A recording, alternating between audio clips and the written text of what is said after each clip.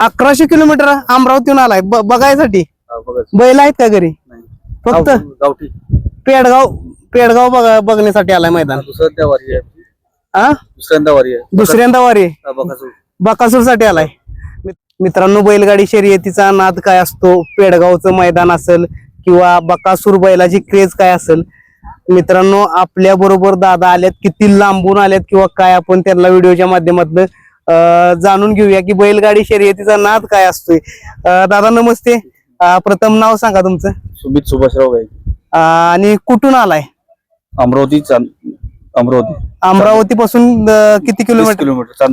चांदूर बाजार.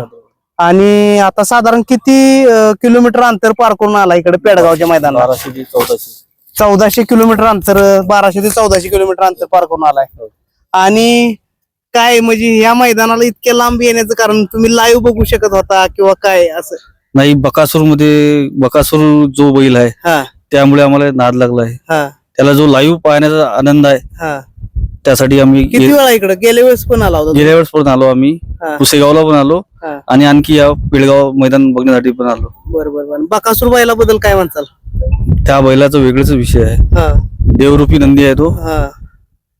त्या बैलात म्हणजे तो त्याच्याकडे पाहिलं तर पाहतच असं मन पाहतच बसावं वाटतं. ज्या दिवशी ज्या मैदानात बकासूर असा राहते त्या दिवशी माझे सगळे काम बंद करून मी लाईव्हलाच त्याचा येतपर्यंत सेमी झाला, लाईव्ह गट झाला, सेमी झाला, फायनल संपर्क बघत बसायचं पूर्ण सगळं काम गेम बंद करून. आणि पेडगाव मैदानाविषयी काय म्हणायचं? एवढं मैदान असतं, ह्या मैदानाची क्रेजच अलग आहे.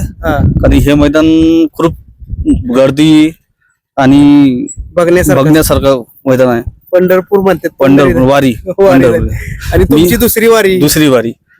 मी स्टेटस पण ठेवलं होतं काल, पंढरीची दुसरी वारी म्हणून. बघा मित्रांनो, पांडुरंगाची वारीला माणूस जात असतात. पेडगाव पंढरीची दुसरी वारी 2 वेळा सलग या ठिकाणी 1100 किलोमीटर वरनं हे दोन्ही दादा या ठिकाणी आलेले आहेत. आणि कधीपासून निघालाय तुम्ही? आम्ही 18ला सायंकाळी 6 वाजता. सायंकाळी 6 वाजता. आणि जेवणाचा कसं डबा घेऊन आला? काय डबा आणि नाश्ता. आता वारीत उपवास हे चालूच असतात, पण वारी महत्वाची. आता इथं मुक्काम कुठं करणार? बस असंच बाहेर झोपायचं आणि बघायचं. व्यवसाय काय करता? व्यवसाय शेती आणि आपलं बिल्डिंग मटेरियल, बिल्डिंग कंस्ट्रक्शन. दादा काय करतो? कॉलेज. किती वेळा? काय 12वीला. दोघ जण आलाय?